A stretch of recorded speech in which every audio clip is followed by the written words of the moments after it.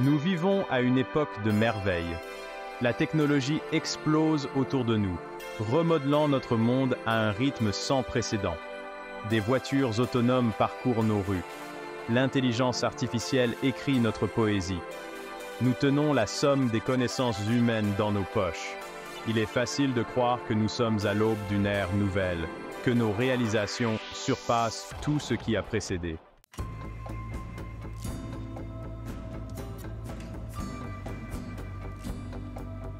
Prenons l'exemple de Socrate, le Thaon d'Athènes. Son questionnement incessant remettait en question les idées reçues et exposait les raisonnements fallacieux. Aujourd'hui, cette méthode socratique est le fondement de la recherche scientifique. Les algorithmes apprennent par essais et erreurs, adaptant constamment leurs réponses en fonction de nouvelles données.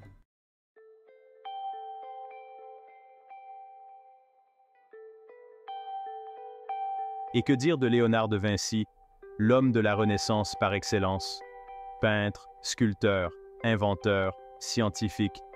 De Vinci incarnait le pouvoir de la pensée interdisciplinaire. Il voyait des liens là où d'autres ne voyaient que des divisions, reconnaissant que la véritable innovation naît souvent à l'intersection de différents domaines. Steve Jobs, un touche-à-tout des temps modernes, a lui aussi brouillé les frontières entre l'art et la technologie. Il avait compris qu'un produit bien conçu était bien plus qu'un assemblage de circuits et de codes. C'était une expérience, une œuvre d'art à part entière.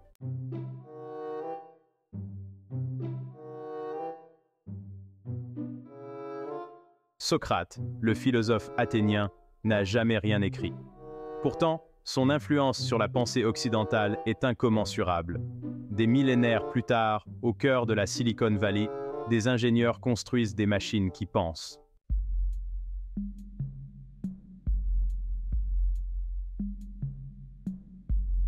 Socrate pensait que la vraie connaissance commençait par le doute. Ce principe de questionnement, d'acceptation de l'incertitude comme catalyseur de la découverte, est fondamental pour la méthode scientifique. Dans le domaine de l'IA, ce principe est incarné par le concept d'apprentissage automatique.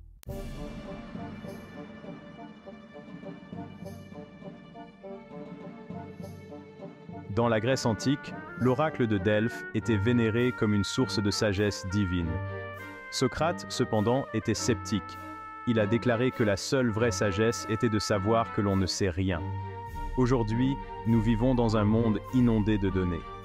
Mais tout comme les déclarations de l'oracle, les données peuvent être trompeuses. C'est là que la méthode socratique s'avère inestimable.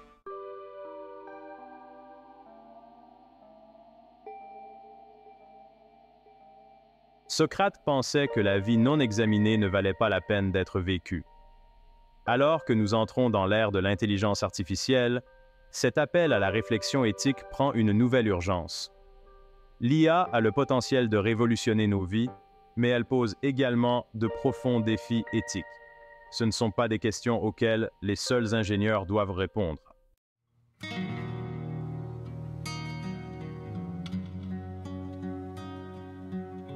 Confucius, le sage de la Chine antique, peut sembler être une muse improbable pour l'ère numérique. Pourtant, sous la surface des bits et des octets, des algorithmes et de l'intelligence artificielle, se cache un besoin profond des valeurs mêmes que Confucius défendait. Dans un monde de plus en plus défini par la technologie, le besoin de compréhension, d'empathie et d'un sens partagé du but n'a jamais été aussi grand. Les enseignements de Confucius offrent une feuille de route intemporelle pour naviguer dans les complexités de notre monde interconnecté.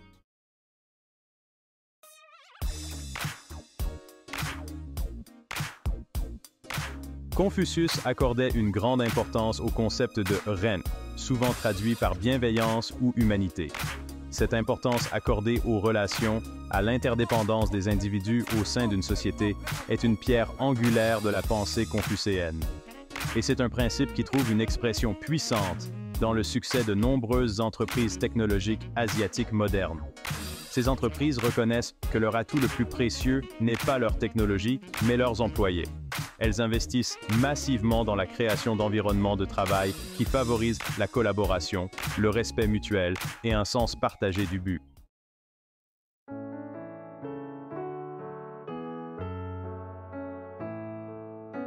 Confucius se méfiait de la recherche du profit pour le profit.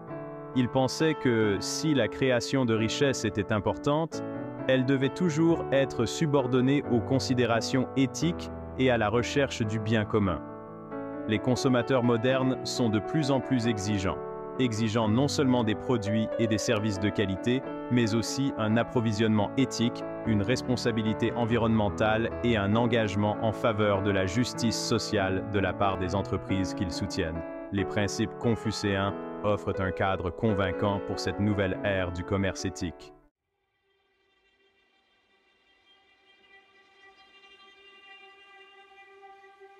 Nous vivons dans un monde où le rythme du changement peut sembler accablant.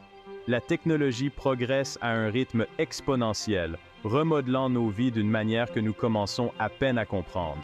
Mais la sagesse de Confucius nous rappelle que le changement n'est pas quelque chose à craindre, mais à embrasser. L'accent qu'il met sur l'éducation, le leadership éthique, l'importance de la communauté et l'interdépendance de toutes choses constituent un cadre précieux pour bâtir un avenir meilleur.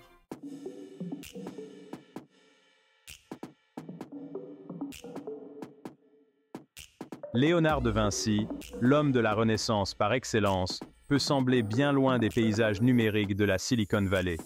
Pourtant, ce maître peintre, sculpteur, inventeur et scientifique incarne un esprit d'innovation qui semble étonnamment contemporain. De Vinci était l'incarnation même de la pensée interdisciplinaire, des siècles avant que le terme ne soit inventé.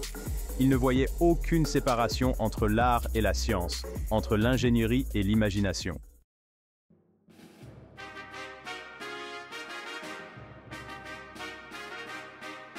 Les dessins anatomiques de Vinci sont des chefs-d'œuvre d'art et de science. Il a disséqué des dizaines de cadavres humains, documentant méticuleusement les muscles, les tendons et les os, avec une précision qui surpassait tout ce qui avait été fait auparavant. Cette quête de la compréhension de la forme humaine a trouvé son expression ultime dans l'homme de Vitruve, une image emblématique qui en est venue à symboliser l'idéal de la renaissance du potentiel humain. Des siècles plus tard, cette obsession pour le design centré sur l'homme est au cœur de l'innovation technologique. Steve Jobs, admirateur autoproclamé de Vinci, a compris le pouvoir de cette approche.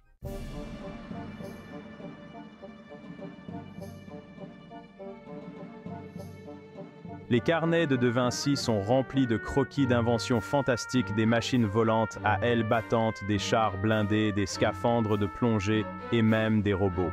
Si nombre de ces conceptions n'ont jamais été réalisées de son vivant, elles témoignent de son imagination sans bornes et de sa conviction que les lois de la nature pouvaient être exploitées pour réaliser ce qui semblait impossible.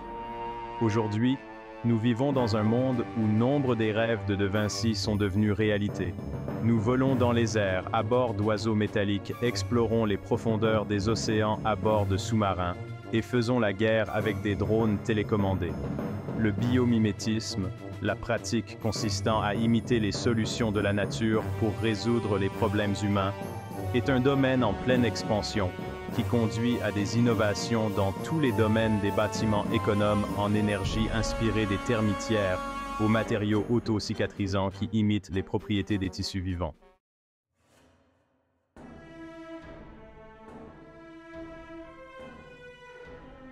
Section 4. Un héritage de curiosité, un avenir d'innovation. Léonard de Vinci ne s'est jamais considéré comme un expert dans un domaine particulier. Il était un étudiant perpétuel, animé par une insatiable curiosité d'explorer le monde qui l'entourait. Il a rempli des milliers de pages de notes, de croquis et d'observations, allant des subtilités de l'anatomie humaine au mouvement de l'eau, des propriétés de la lumière à la structure des plantes. Cet esprit d'investigation, ce goût pour l'apprentissage tout au long de la vie, est peut-être son plus grand héritage au monde moderne. À une époque d'avancée technologique rapide, où la seule constante est le changement, la capacité à s'adapter, à acquérir de nouvelles compétences et à aborder les défis avec un esprit de débutant est plus précieuse que jamais. L'héritage de Vinci nous rappelle que l'innovation n'est pas une destination, mais un voyage. Elle n'est pas le domaine réservé des génies ou des experts. mais un processus ouvert à tous ceux qui ont la curiosité de poser des questions, le courage d'expérimenter et la volonté d'embrasser l'inconnu. Alors que nous sommes à l'aube d'une nouvelle ère de progrès technologique, c'est cet esprit d'exploration incessante, cette soif insatiable de connaissances, qui continuera à nous faire avancer, repoussant les limites de l'ingéniosité humaine et façonnant le monde de demain. Section 1. La conscience algorithmique. Les algorithmes façonnent nos vies. Ils sélectionnent nos fils d'actualité, recommandent nos achats et guident nos voitures. L'intelligence artificielle devient une réalité quotidienne. Avec ce pouvoir vient une responsabilité. Les systèmes d'IA prennent des décisions réelles. Pouvons-nous leur inculquer un sens de l'éthique, une capacité de jugement au-delà des données? Cette question n'est pas nouvelle. Les Grecs anciens ont exploré la justice et la vertu. Leurs réflexions offrent un cadre pour l'ère numérique.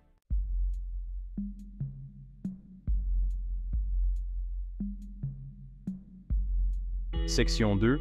Le code socratique. Intégrer l'éthique à l'IA. Socrate pensait que la vraie connaissance commençait par la conscience de soi. Ce principe d'humilité intellectuelle est crucial pour une IA éthique. Les algorithmes ne sont pas neutres. Ils sont façonnés par les données et les choix de leurs créateurs. Si nous alimentons un algorithme avec des données biaisées, il apprendra à prendre des décisions biaisées. La méthode socratique est inestimable. En remettant en question nos hypothèses, nous pouvons construire des systèmes d'IA plus éthiques. Section 3. Les gardiens du code. Dans la Grèce antique, l'oracle de Delphes était vénéré comme une source de sagesse. À l'ère de l'intelligence artificielle, nous avons besoin de nos propres gardiens du code. Nous devons établir des lignes directrices éthiques claires pour le développement de l'IA. Créer des mécanismes de surveillance et de réglementation.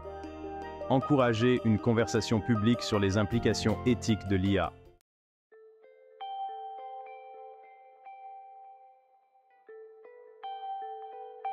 Section 4. Un avenir centré sur l'humain. Les Grecs anciens avaient compris que la technologie, malgré toute sa puissance, n'était qu'un outil. Sa valeur ultime résidait dans la façon dont elle était utilisée, selon qu'elle servait à élever ou à diminuer l'esprit humain. Alors que nous sommes à l'aube d'un avenir propulsé par l'IA, cette sagesse antique semble plus pertinente que jamais. Nous ne pouvons pas nous contenter de sous-traiter nos responsabilités éthiques à des algorithmes. Nous devons nous assurer que l'IA est développée et déployée d'une manière qui soit conforme à nos valeurs, qui respecte la dignité humaine et qui promeut l'épanouissement de tous. Ce n'est pas une tâche pour les âmes sensibles. Il faudra du courage, de l'imagination et la volonté d'affronter des vérités qui dérangent. Mais l'enjeu est trop important pour être ignoré. L'avenir de l'humanité pourrait bien dépendre de notre capacité à construire un monde où l'intelligence artificielle est guidée par la sagesse antique, où la technologie nous permet de créer une société plus juste, plus équitable et plus compatissante. Le modèle de la nature, la sagesse antique pour un avenir durable. Pendant des millénaires, les humains ont vécu en harmonie avec le monde naturel. Nos ancêtres comprenaient l'équilibre des écosystèmes et l'interdépendance des êtres vivants. Avec l'industrialisation, nous nous sommes éloignés de cette sagesse. Les conséquences sont omniprésentes. Changement climatique, déforestation, extinction. La sagesse antique nous offre une voie à suivre. Utilisons l'innovation pour un avenir durable.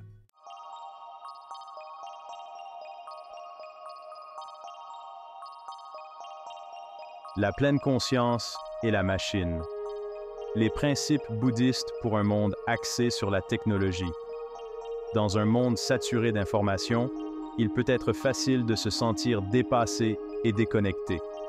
Cet état de distraction constant est aux antipodes des principes de pleine conscience bouddhistes. Le bouddhisme enseigne que le bonheur découle de la conscience du moment présent et de la compassion. Ces principes offrent des pistes pertinentes pour notre monde technologique. La pleine conscience peut nous aider à développer une relation plus saine avec la technologie. En nous concentrant sur le moment présent, nous pouvons reprendre le contrôle de notre attention. Cette conscience accrue nous permet de faire des choix plus éclairés quant à l'utilisation de la technologie.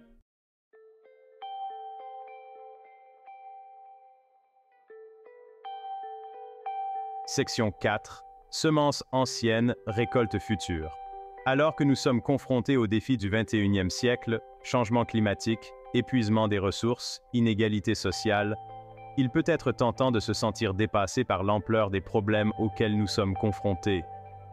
Pourtant, la sagesse des anciens nous rappelle que même au milieu de l'incertitude et du changement, il y a toujours de l'espoir. Tout comme une minuscule graine contient en elle le modèle d'un arbre puissant, les philosophies anciennes recèlent les germes d'un avenir plus durable et plus compatissant. En adoptant les principes de la pleine conscience, de la maîtrise de soi et du respect du monde naturel, nous pouvons exploiter le pouvoir de l'innovation pour créer un monde où la technologie est au service de l'humanité et où le progrès ne se mesure pas uniquement à la croissance économique, mais aussi à notre bien-être collectif et à la santé de notre planète. La voie à suivre est claire, mais elle exige un changement de perspective conscient, une volonté de remettre en question nos hypothèses et un engagement à aligner nos actions sur nos valeurs. La sagesse antique est là pour nous guider. Il nous appartient d'entendre son appel et de cultiver un avenir digne de nos plus hautes aspirations.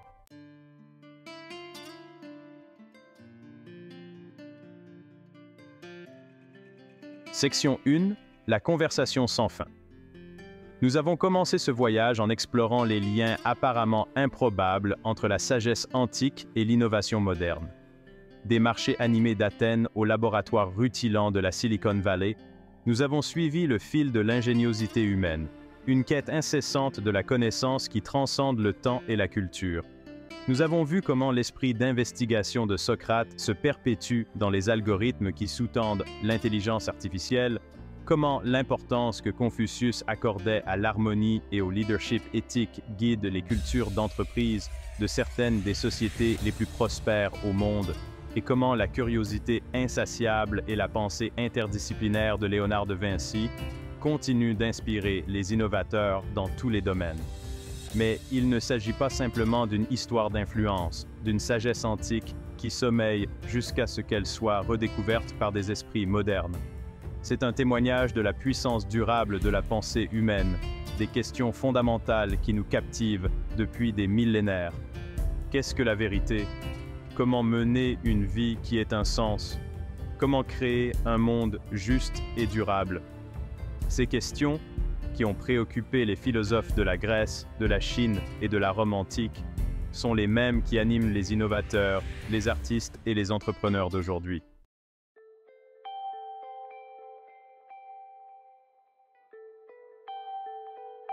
Section 2. Un avenir forgé dans le creuset de la sagesse. Nous nous trouvons à un moment charnière de l'histoire de l'humanité. La technologie progresse à un rythme sans précédent, nous offrant des outils d'une puissance inimaginable. Pourtant, nous sommes confrontés à des défis tout aussi redoutables.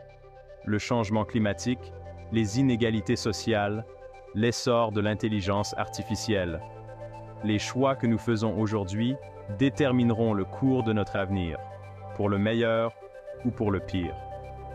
Les philosophes de l'Antiquité, bien que séparés de nous par des siècles, nous offrent une boussole intemporelle pour naviguer dans ces eaux tumultueuses. Ils nous rappellent que le véritable progrès ne se mesure pas uniquement à l'aune des avancées technologiques, mais aussi à notre capacité de sagesse, de compassion et d'action éthique. Alors que nous nous aventurons plus avant sur le territoire inexploré du XXIe siècle, emportons avec nous les leçons du passé. Embrassons l'esprit d'investigation, la recherche de la connaissance et l'engagement envers une conduite éthique qui ont toujours défini notre humanité. Forgeons un avenir où l'innovation est guidée par la sagesse, où la technologie est au service des besoins de tous et où la conversation permanente entre le passé et le présent éclaire notre chemin vers un avenir meilleur et plus prometteur. Abonnez-vous pour ne pas manquer notre prochain post.